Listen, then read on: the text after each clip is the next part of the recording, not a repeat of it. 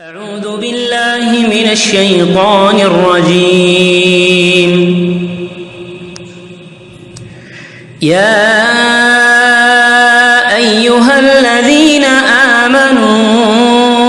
أنفقوا مما رزقناكم من قبل أن يأتي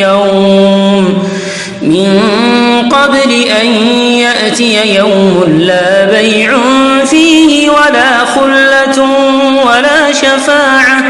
والكافرون هم الظالمون. الله لا إله إلا هو الحي القيوم لا تأخذه سنة ولا نوم له ما في السماوات وما في الأرض من ذا الذي يشفع عنده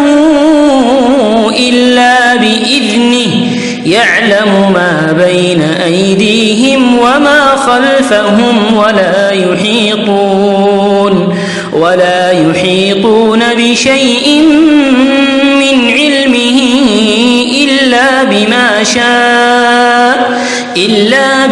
شاء وسع كرسيه السماوات والأرض ولا يؤوده حفظهما وهو العلي العظيم. لا إكراه في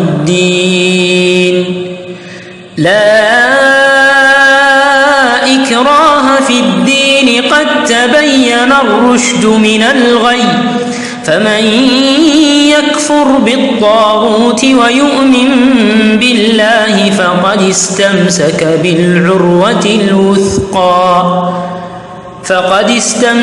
بالعروة الوثقى لا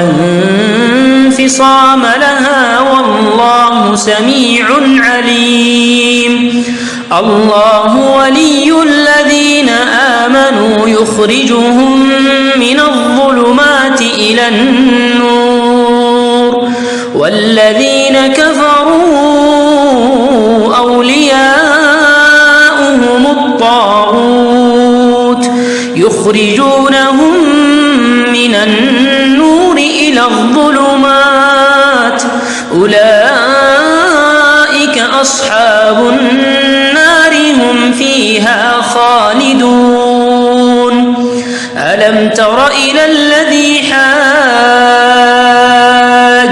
إبراهيم في ربه أن آتاه الله الملك إذ قال إبراهيم ربي الذي يحيي ويميت قال أنا أحيي وأميت قال إبراهيم فإن الله يأتي بالشمس من المشرق فأت بها من المغرب فبهت الذي كفر والله لا يهدي القوم الظالمين. أو كالذي مر على قرية وهي خاوية على عروشها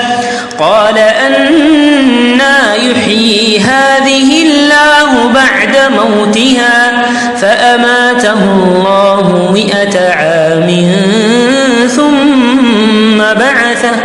قال كم لبثت قال لبثت يوما أو بعض يوم قال بل لبثت 100 عام فانظر إلى طعامك وشرابك لم يتسنه وانظر إلى حمارك ولنجعلك آية للناس وانظر إلى العظام كيف ننشزها ثم نكسوها لحما فلما تبين له قال أعلم أن الله على كل شيء قدير.